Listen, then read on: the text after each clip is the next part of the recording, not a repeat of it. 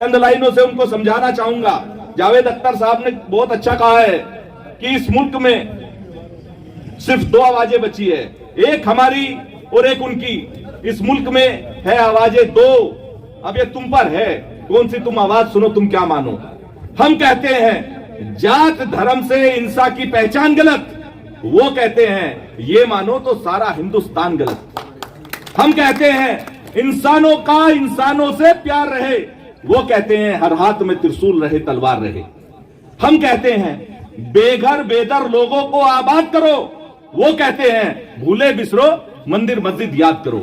एक हमारी और एक उनकी, मुल्क में है आवाजें दो, ये तुम पर है, कौन सी तुम आवाज सुनो, तुम क्या मानो।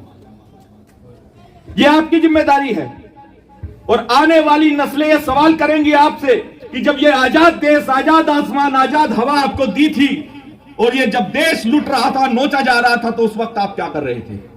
लेकिन हरीश रावत जैसे लोगों का या उन लोगों का जो लोग जेल जा रहे हैं और उसके खिलाफ खड़े हैं, उन लोगों का नाम गर्व से लिया जाएगा, सम्मान से लिया जाएगा। और फिर से एक कहानी दोहराता हूं।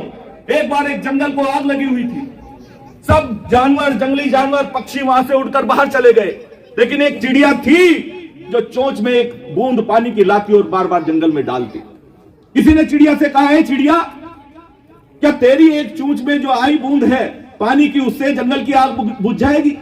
तो चिड़िया ने कहा, ये मुझे भी पता है कि ये आग नहीं बुझेगी, लेकिन जब ये इतिहास पूछेगा कि जब इस जंगल को आग लगी थी कौन क्या कर रहा था, मेरा नाम गर्व से लिया जाएगा। सब लोग कहेंगे कि मैं तमाशबीन बनकर इस जंगल को जड़ता हुआ नहीं देख रही थी, बल्कि मैं बुझाने का प्रयास कर रही थी। तो आपकी आने वाली नस्लें सवाल करेगी, ये बड़ी जिम्मेदारी है। आप लोगों से पूछा जाएगा, आपकी नस्लें इतिहास से सवाल करेंगी कि तुम्हारे बड़े उस समय किस खेमे में थे जब इस देश को लूटा जा रहा था। तो आपको मैं ये कहना चाहता हूं कि अगर आप जिंदा हो तो जिंदा नजर आना जरूरी है। तो साथ आइए और इस खेमे में जहां हरीश रावत अपनी आवाज बुलंद करते हैं, मैंने पहले ही कहा है ये सिर्फ उत्तराखंड के नेता नहीं है बल्कि पूरे देश के नेता है, और इनकी आवाज में आवाज मिलाइए, इन्हें मजबूत कीजिए। आपका बहुत बहुत धन्यवाद, शुक्रिया। राजनीति की शुरुआत ग्रामीण अंचल से की है। 87 में एक ऐसे नेता को, जो नामचीन नेता इस देश के थे, मुरली मनोहर जोशी जी को परास्त करके उनको हरा कर ये लोकसभा पहुंचे थे।